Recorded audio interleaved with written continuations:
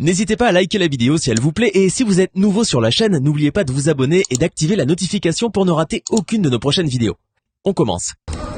Bonjour, shalom, alléluia, mbote na bino, peuple de Dieu, le lotoye, lisusu na plateau Congo London TV, na émission Parole Divine, oyo tolobela kamakambo ya Nzambe, tozali déjà na plateau na biso Congo London TV, po ete to pesa bino, makambo ya Nzambe oyo babongiseli biso mokolo ya lelo, oyo yo ekobima na moko ya basali ya Nzambe, oyo na koyamba mokolo ya lelo na plateau oyo Congo London TV, avant to banda émission oyo na pesi, ba oyo yanga nyonso balandaka biso na Congo London TV, mbote na bino, Nzambe na biso, abatela bino, bisika nyonso bozwami, bobo sanate, ko s'abonner toujours na chaîne Congo London TV, ko aimer, ko partager vidéo, vraiment, et ko pesa biso quand même courage ya ko continuer na musala oyo, bo pesi biso pete to salela bino, yango mukolo ya lelo na zui likanisi ya ko yamba moko ya basali ya Nzambe oyo, na ko senga na réalisateur, Dani Timanga oyo muto simbi caméra pete, amona moyen ya ko kotela biso déjà invité na biso ya mukolo ya lelo, to mona moyen ya koyamba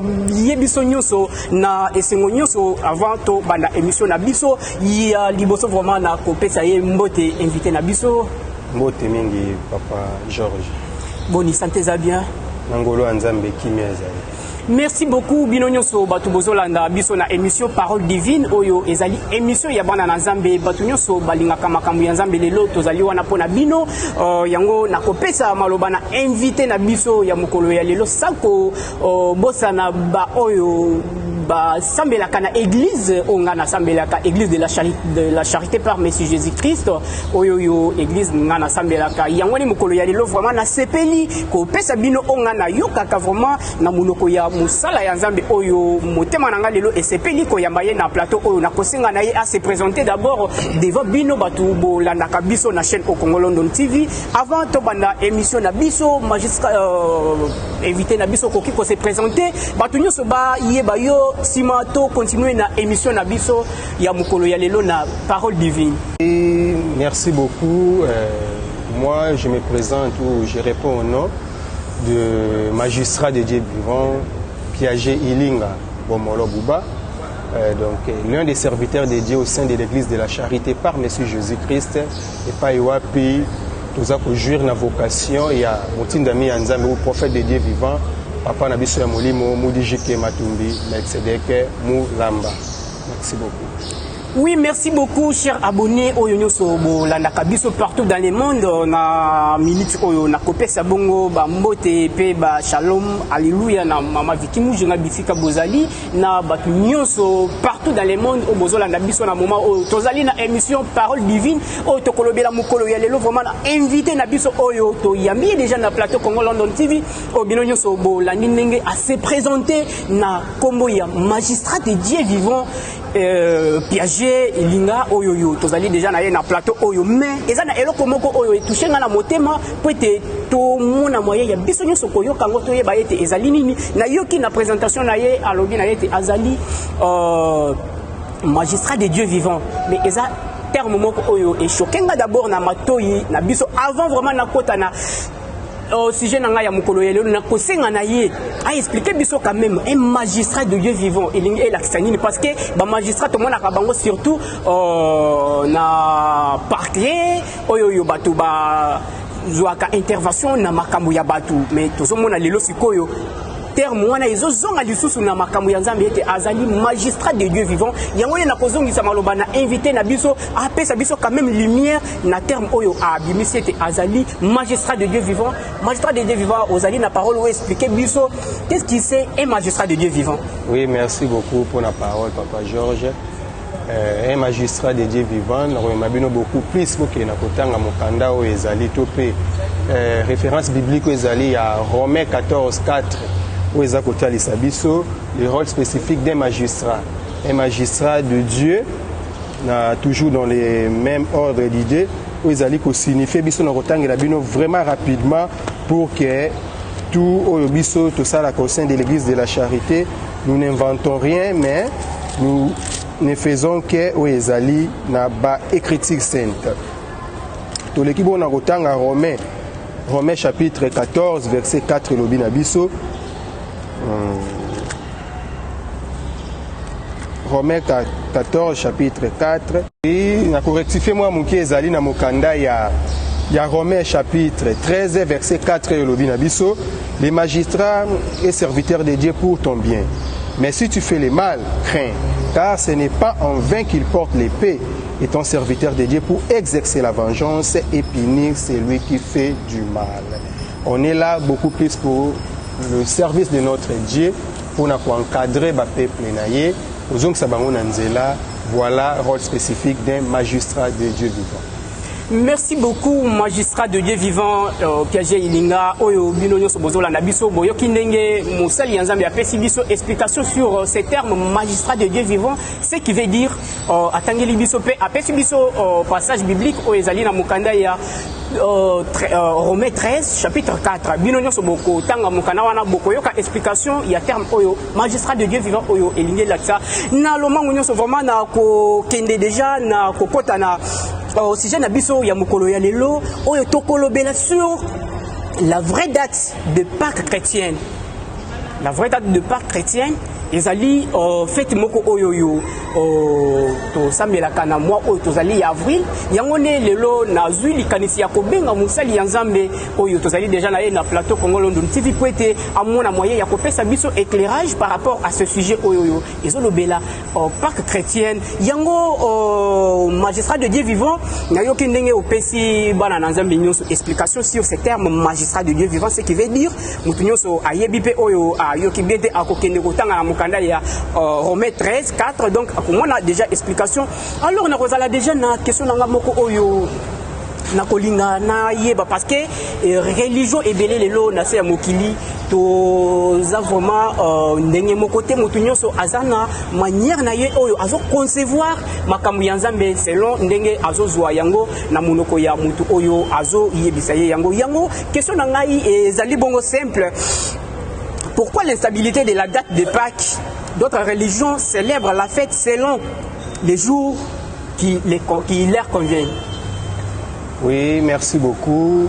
Merci Pembo Tenabande Konyo sur les sous-sous au bazar Kolandabiso de partout dans le monde. Vraiment pour moi c'est une opportunité immense. Il y a les sous-sous pour les cas. Pour porter éclairage na Banana Nzambe, peuple de Dieu qui nous suivait de partout na Mokili Mobimba. D'abord, na Motuna Oyoyo, Papa Georges Atouni Biso, pourquoi cette variation?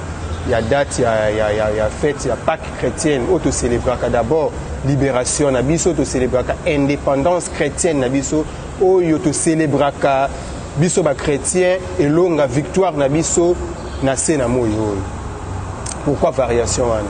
Lelo tomoni na mokili momba ba ko fêter yango le 9, tantôt est comme le 15, année mosusu le 29, et il arriva aussi dans des années écoulées là-bas, effectivement peut côté jusqu'à début mai. Or, nous le savons très bien que la date de naissance et de la mort d'une personne est strictement et qu'on peut plutôt et qu'on peut changer la date à Koufa qui botamaki et qu'on demeurer la même date à l'infini. Mais kako limbo la boye pour expliquer peuple de bazar relation na mokili mobimba. Variation wana et puis c'est déjà une possibilité à justifier na mokili banani bazali ko appartenir na Nzambe pe na banani oyo bazali ko appartenir na yete. Déjà Seigneur Jésus-Christ nous avait dit cela depuis la nuit des temps. Na eleko ya zaki na se ya mokili oyo. Après venant qui biso déjà dans Matthieu 24 24 à 25, c'est au moyen de fruits de te reconnaître ba uti na Nzambe na ba uti pa ya Nzambe. Amen. Donc date ya Pâques il faut changer té. Résurrection mokonzi na biso Christ Yesu il faut changer té. Tout comme fameuse date oyo bacha il y a le 25 décembre pour la naissance naie est tombé jeudi est tombé vendredi est tombé dimanche pas fait la même date. Pourquoi oyo pesi biso et longue victoire comme si biso bana Nzambe et za la variation wana. D'abord na ko ramener peuple de Dieu ba eloko moko. D'abord dans la Bible et sengeli doye ba eloko moko était tozali na deux Pâques inscrites dans la Bible. Tozali na Pâques to bengi Pâques juive na obiso to fetaka lelo ezali Pâques chrétienne. Pâques juive ezali comme étant lelo biso na Congo le 30 juin to célébraka indépendance na biso. O tozwa to bimaki na boumbu ya ba Belge ndenge moko pe na temps ancien les anciens d'Israël bazalaki ko célébrer indépendance na bango ndenge nzambe abimisaki bango na esclavagisme na mboka Égypte ti amemaki bango na terre promise bakomaki indépendant. Donc na komema na koleka na lombango pour na ko expliquer peuple de Dieu va comprendre que nous avons deux Pâques dans la Bible, la Pâque juive et la Pâque chrétienne. Tokotanga liboso dans le livre d'Exode chapitre 12 verset 1 à 3, virgule verset 5 à 8, virgule verset 11 à 12 et virgule verset 14. Exode 12. Elobi na biso nini. Exode 12, 1 à 3, Elobi na biso. L'Éternel dit à Moïse et à Aaron dans les pays d'Égypte. 2. Ce mois-ci sera pour vous le premier des mois. Il sera pour vous le premier des mois de l'année. 3. Parlez à toute l'assemblée d'Israël et dites, le dixième jour de ces mois, on prendra un agneau pour chaque famille, un agneau pour chaque maison. Tout l'équipe on a kotanga 5 à 8, ce que l'obin a bisonini. 5. Ce sera un agneau sans défaut, mâle, âgé d'un an. Vous pourrez prendre un agneau ou un chevreau. 6. Vous les garderez jusqu'au 14e jour de ces mois et toute l'assemblée d'Israël plutôt l'immolera entre les deux soirs. 7. On prendra de son sang et on en mettra sur les deux poteaux et sur les linteaux de la porte des maisons où on les mangera. 8. Cette même nuit, on en mangera la chair rôtie au feu, on la mangera avec des pains sans levain et des herbes amères. 11 à 12, Elobi Nabiso. Quand vous les mangerez, vous aurez vos reins sains, vos souliers aux pieds et votre bâton à la main. Et vous les mangerez à la hâte. C'est la Pâque de l'Éternel. 12. Cette nuit-là, je passerai dans les pays d'Égypte et je frapperai tous les premiers-nés du pays d'Égypte, depuis les hommes jusqu'aux animaux. Et j'exercerai des jugements contre tous les dieux de l'Égypte. Je suis l'Éternel des armées. 14, vous conserverez les souvenirs de ces jours et vous les célébrerez par une fête en l'honneur de l'Éternel. Vous les célébrerez comme une loi perpétuelle pour vos descendants. Tomoni bongo, ndenge, totangi Pâques ya liboso tolobi ezali Pâques juive. Pâques juive wana tolobi na oti ko explicité awawa précédemment que ezali indépendance ya ba israélites ndenge bazalaki na esclavagisme na mboka ya Égypte pendant des siècles. Et Nzambe a se souvenir qu'il bango comme le Dieu qui tient à sa parole même s'il est tardé, à se souvenir qu'on a oya lobaka na ba descendant na bango que mon peuple ba descendant na bango ko en esclavagisme na mboka ya bapaya et un jour na koyoka na ko se souvenir na promesse nanga ya koya ko libérer bango et puis bazala indépendant. Yango wanande ezalaki oto bengi na mokuse Pâques juive. Nzambe to monde nga lobi référence biblique au Exode totangi 12 awa. To moni du verset 1 à 3, 5 à 8, 11 à 12 na 14. Ndenge nzamba pesa bango ba instruction pour na fête wana ya indépendance na bango. Apesi bango ba instruction wana pour na koloba na bango na mokusete à se souvenir na bango ba mana esclavagisme pour être bakoma libre pour bazalaki pa nation oyo Nzambe a choisi ki na se ya mokili oyo ba appartenir na ye. Alobi na bango les 10 il y a mois d'avril otobengi mois d'Abiba o ezali avril ya temps na biso oyoyo. Les anciens le savent très bien sur batangi na calendrier dans les anciens calendriers bakomona que les mois d'Abiba ezali mois d'avril ya temps na biso oyoyo tozali koloba na eleko tozali na yango. Nde Nzambe apesaki bango instruction na temps wana na mois ya Abiba les 10 alobi na bango chaque famille d'Israël ba longola agneau moko ba tchaye de côté pendant 3 jours wana. Les 14 alobi na bango ezalaki eleko oyo bazwa agneau wana ba tchaki na mupanzi azala sans défaut azala ya mobali azala vraiment balamu ba bomaye les 14 wana. Et puis bazwa ye makila na ye wana ba pakola ba porte na bango Et puis, ndenge nzamba kanaki koya kosala ete a libéré bango en frappant le pays d'Égypte. Yakoboma tout premier né égyptien jusqu'à na banyama na bango. Mais bana Israël bazwa makila ya memewana bacha yango na comme étant bilembo na ba porte ya bandako na bango. Quand l'ange de l'Éternel passera pour frapper le pays d'Égypte, pour que Nzambe a vengé bango, né en ce moment-là bilembo wana ko justifier que owa ezali peuple ya Israël aleka. Mais si ka oyoyo elembo wana ko salati ya makila ya nyowana akota aboma tout premier né ya na kati ya mboka ya Égypte.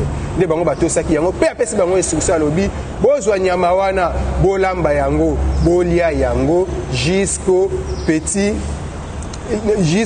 matin. Donc c'est-à-dire traverser ya nuit wana ya les 14 23h. Oui, de 23h poto yingela na le 15. Donc les 14 après c'est une instruction wana ndenge totangi awa na mokande Exode 12. Donc les 14 wana babomi mwana ya meme wana balia yango na butu na traverser ya 14 na 15 abiba avril otobengi na temps na biso oyo. Donc de 23h59 à 0h. Baboma balia bapakula ba makila wana. Non, de 23h la nuit là parce que l'ange de l'Éternel devait passer à minuit pour frapper le pays d'Égypte na pas sur la qui ba Israël. Donc a frappé bango na boma tout premier né ya batu na ya banya. C'est-à-dire linga boma na esika nyoso komona makila wana nyama do saka instruction pesaki. Même ça on ba longola yango à partir le 10 avril. Après ça bango instruction ba tia yango mopandi le 10. Mais instruction boma ya bango ba kozwa yango le 14 avril abiba.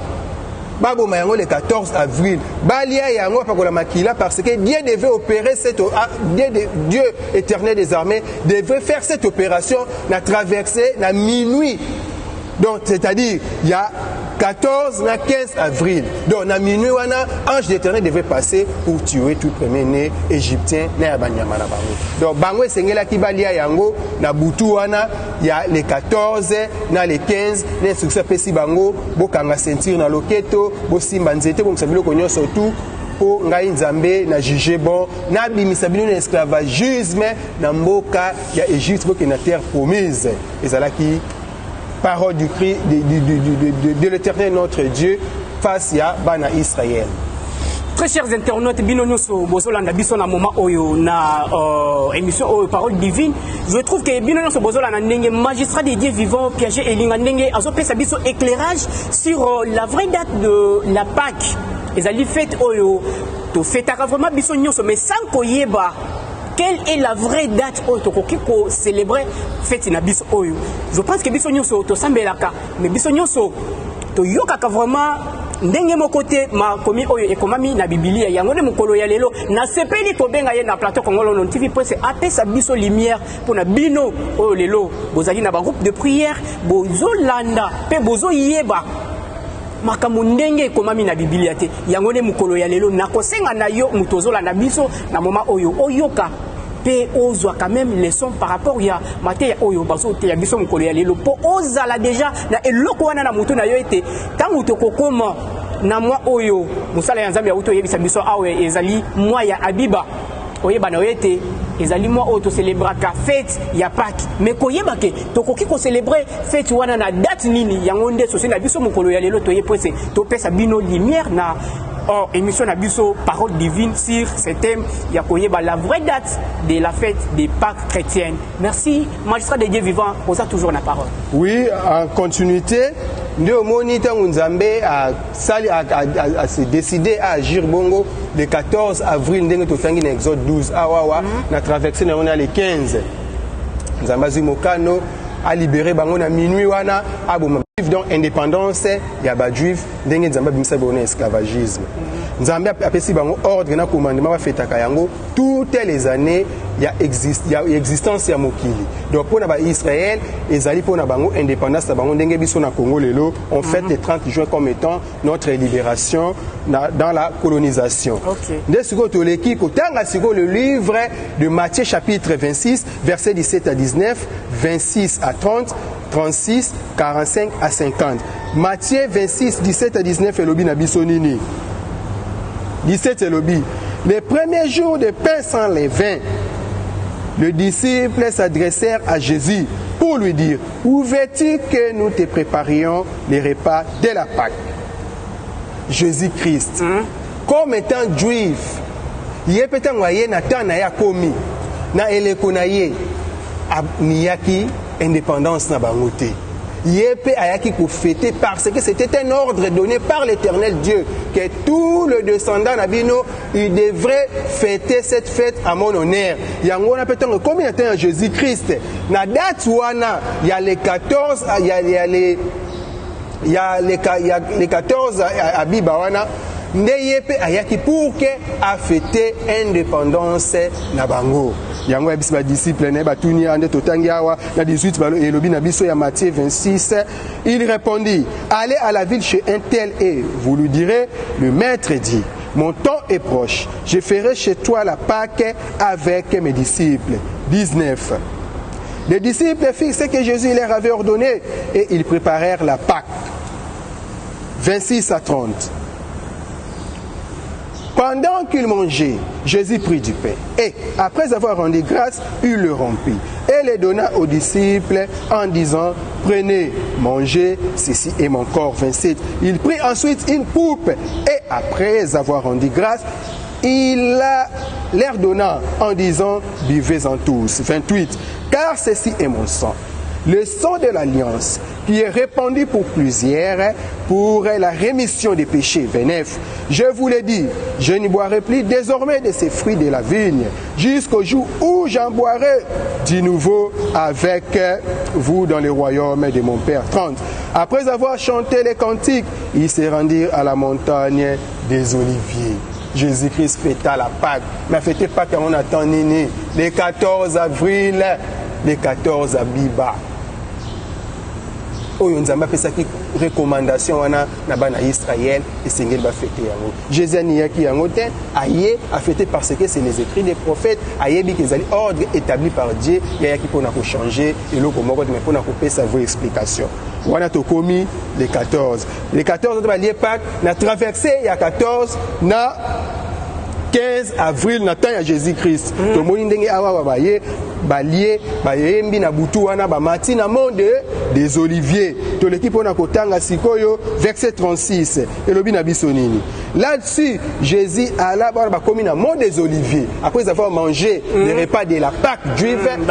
Basisi na 14 wana na nuit wana ya 14 15 bakei siko na mont des oliviers na Seigneur Jésus-Christ. Dès Jésus atiki bango de côté alobi na bango na verset 36. Là-dessus, Jésus alla avec eux dans un lieu appelé Gethsemane et il dit aux disciples, asseyez-vous ici pendant que je m'éloignerai pour prier. C'est dans la nuit là, Boutouana, il y a 14 avril, traversé na yango na Botokota 15 avril, Abiba, Nathan Nabango. Tout l'équipe on a kotanga verset Matthieu 26.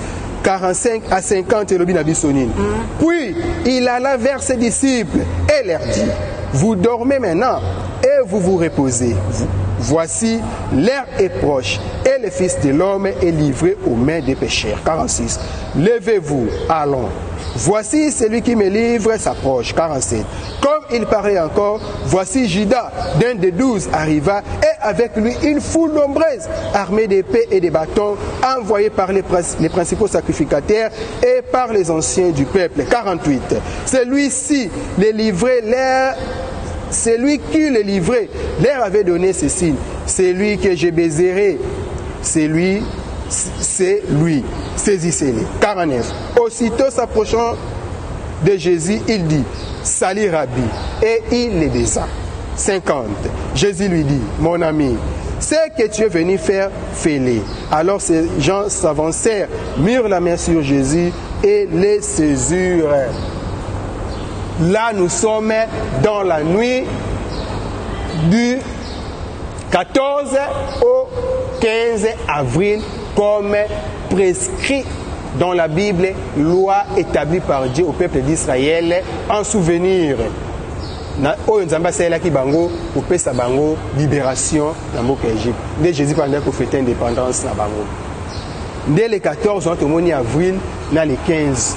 Wana dès Jésus ba ko arrêté après avoir fini pour manger repas ya Pâques ba disciples donc akena monde des oliviers nde siko bakende ko kanga Jésus na butu ya 14 na 15 wana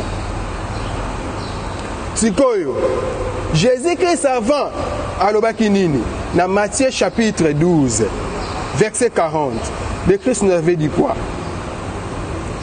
12:40 Jésus a dit na biso 12:40 Seigneur Jésus-Christ a dit na biso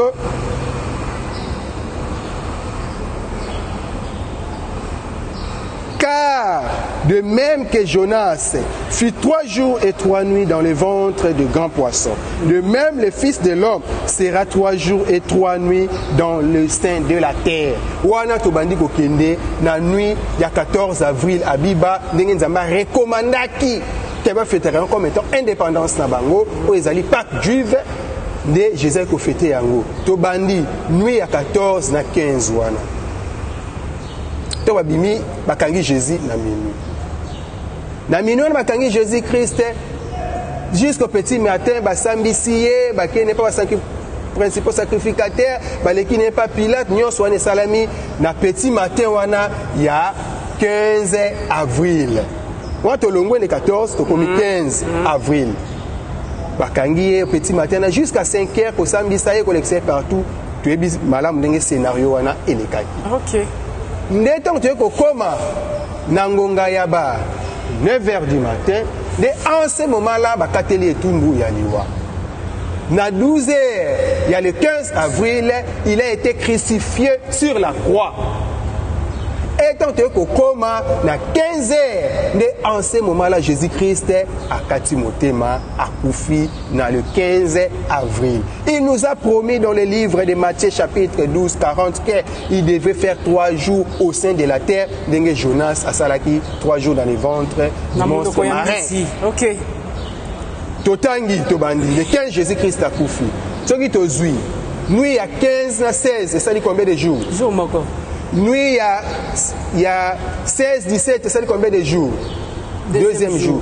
Nuit à 17 na 18 avril ça dit combien de jours? Troisième jour. Et kokana maloba oya lobaki na Matthieu 12:40 qui fera 3 jours dans au sein de la terre. Donc Jésus-Christ est ressuscité le 18 avril ndenge yebisaki biso akosala 3 jours na se ya mabele. Amen. Donc la vraie date de la Pâques ezali le 18 avril au monde entier et sengeli bayeba yango que la date de la mort et de la naissance d'une personne ne peut pas varier du jour à un autre. Ça demeure constante à tout jamais et qu'on peut changer té mais lelo tokomona date wana variation nango rien ne peut se cacher na face ya nzambe na biso même si Moïse la création du monde Moïse n'existait pas mais makambo ya komi na 5 premiers livres c'est le Saint-Esprit qui lui avait inspiré on a collecté makambo ezalaki avant c'est-à-dire rien ne peut être caché chez l'Éternel notre Dieu ceux qui bazali incapable avec les preuves à l'appui autopesi awa ba référence biblique parce que l'ité ya o ezali basé na mikanda totangi na Bible on n'a pas inventé ça mais tozui yango ebimi na kati ya Biblia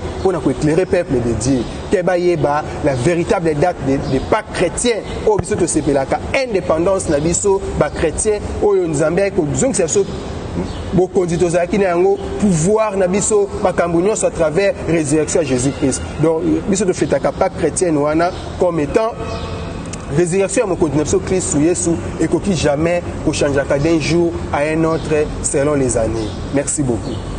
Merci beaucoup Binonyo Sobozolanda biso oyo ezalaki émission Parole Divine oyo tozalaki lelo na plateau na biso Congo London TV na musali nzambe magistrat de Dieu vivant Piaget ilinga oyo na yamaki lelo po ete apesa biso la vraie date oyo tokoki ko célébrer fête na biso ya Pâques. Je trouve que Binonyo Sobolandi ndenge apesi biso ba explication nyonso na chaîne na biso oyo pe na émission oyo tozalaki nango ya koyeba vraie date ya Pâques na biso ya fête na biso ya Pâques plutôt oyo tozalaki nango lelo na souci que mutu nyonso ayeba parce que lelo beaucoup d'églises bakomi osala biloko par sentiment ndenge bazomona moninga sali fonga pe na sala esili or eza nango na tina te liboso ya nzambe du bana na nzambe baza na souci ya koyeba eloko ya malamu na eloko ya mabe tolinga te kotelema liboso ya bana na nzambe pona komila kisake toyebaka nzambe au moment oyo toyebi te soki ozali na eloko oyo oyebi te esengeli na yo opusana esika ya mutu oyo ayebi atalisa yo apesa yo lumière par rapport ya difficulté ozali nango yango musali ya nzambe apesi biso la vraie date de la Pâque chrétienne. Apesi biso ba passage biblique o mutu nyonso kozala na souci ya kotanga pe kozwa réalité wana atala mukanda ya liboso ezalaki bongo na mukanda ya Exode 12 botali verset 1 verset 3 5 8 11 12 14 wana boko mona makambo nyonso ndenge ekomami na Biblia pe tokotanga lisusu mukanda oyo ya Matthieu 26 oyo apesi biso toujours lumière na makambo oyo ezotala toujours fête ya Pâque chrétienne Matthieu 26 17 19, 26, 30, 36 jusqu'à 50 wana nde ezalaki ba passage biblique pe mukanda ya soki ezalaki bongo na Matthieu 12 pe na 40. Je trouve que bino nyonso bokomona la vraie date oyo Jésus-Christ ye moko a célébraki fête oyo ya Pâques oyo ekomami na Biblia yango nde date oyo tokoki ko retenir biso nyonso bana na Nzambe po ete to bunga te na nzela oyo yo tolingi tokoma na lola oyo mutu nyonso aza na société abunga na nzela te yango nde ezalaki émission na biso ya mokolo ya lelo na kopesa merci mingi na invité na biso ya mokolo ya lelo magistrat Piaget Elinga na yebi te soki okoki kozala na bato oyo okoki kopesa mbote mibale misatu na lokumu ya kolo Yesu Masiya. Oui, napesi mbote mingi surtout préoccupation na ngeza makasi peuple de Dieu balongwa na kati ya ignorance. Topesi bino enseignement oyoyo avec soubassement na biso ezali Bible. On n'a pas inventé, tozwe pas imokote, mais nyonso eza inscrite na kati ya Bible yango totalisi bino na journée ya lelo pour que peuple de Dieu azale éveillé aye batika bilanda landa aye ba vérité ya fête ya Pâques tofetaka indépendance na biso chrétienne nde totangela ki bino Pâques juive ndenge oyo ememi biso pour que to comprendre pourquoi tofetaka Pâques chrétienne oyoyo le 18 avril. Nzambe asunga molimo mosantu na bato nyonso bakolanda ba comprendre vérité oyo. Merci beaucoup bino nyonso bolandi biso mokolo ya lelo oyo ezalaki émission parole divine oyo to salaka bongo na émission na biso na plateau na biso Congo London TV oyo ezali chaîne ya bana na Nzambe tolobelaka makambo nyonso oyo ezotala makambo ya Nzambe. Je trouve que lelo ezalaki vraiment esengo mingi ko ya musali ya Nzambe oyo bengami bongo na kombo ya magistrat de Dieu vivant bino nyonso boyoki explication ya terme au magistrat oyo apesi biso passage biblique na mukanda ya Romains 13:4 oyo ezopesa biso signification ya magistrat de Dieu vivant yango nde ezalaki émission na biso nga na bino mikolo ekoya Nzambe na biso azala na bino. Bye. N'hésitez pas à liker la vidéo si elle vous plaît et si vous êtes nouveau sur la chaîne, n'oubliez pas de vous abonner et d'activer la notification pour ne rater aucune de nos prochaines vidéos.